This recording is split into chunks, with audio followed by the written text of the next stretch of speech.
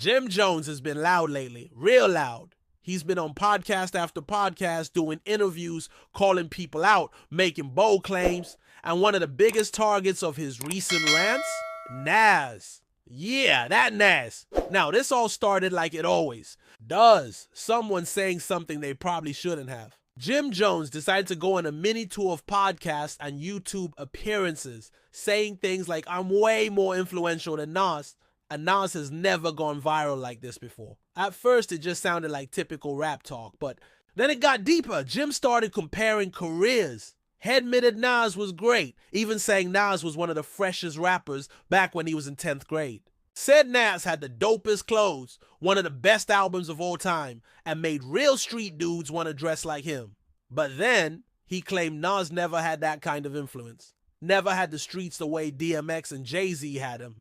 In his view, Nas was always second place, always trailing behind the bigger voices. That was his take. But Jim didn't stop there. He even said Nas lost him after the movie Belly. Yeah, he liked the movie, but after that, he said Nas's music didn't connect anymore. He straight up said, I'm a real fan of Nas, but he kind of lost me. From that point, it went from being a fan's opinion to something else. Jim Jones started talking about the field. He said he's still out there, still battling, still relevant.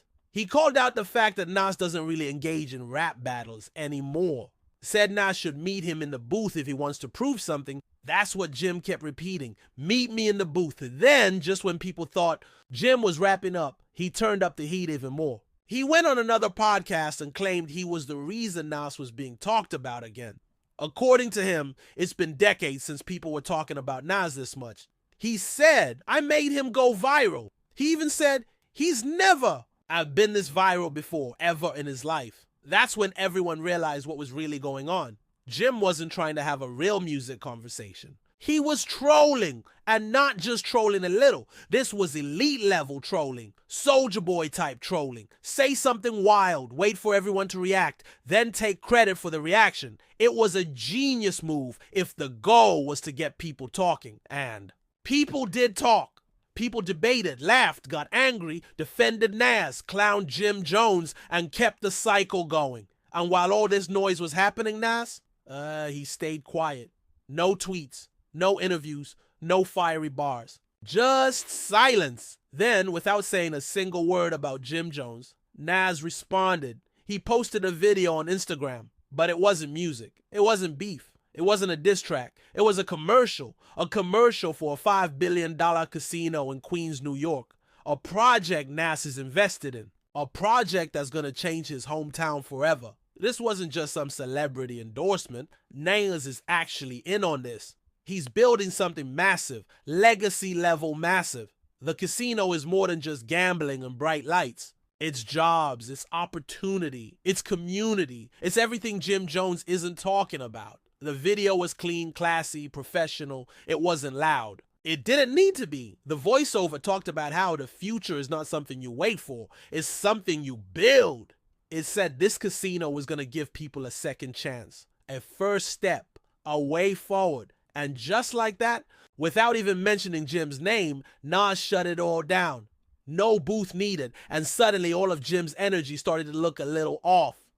He was still on podcasts yelling about who's more viral, who's got more influence, who's still on the field. Meanwhile, Nas was sitting at the table with billionaires making moves. You can't argue with that.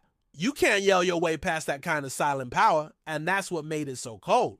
Nas didn't give Jim what he wanted. He didn't respond with bars or diss lines. He responded with wealth, with vision, with real legacy. Jim tried to talk about eras.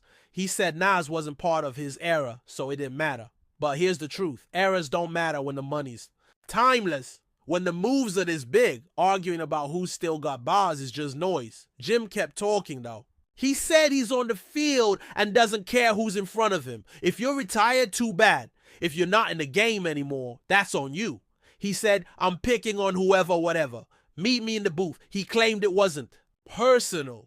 Said it's just about the sportsmanship of the game. That people misunderstand him because he talks loud and aggressive. That he just wants competition. But that's the thing. This isn't a game for Nas anymore.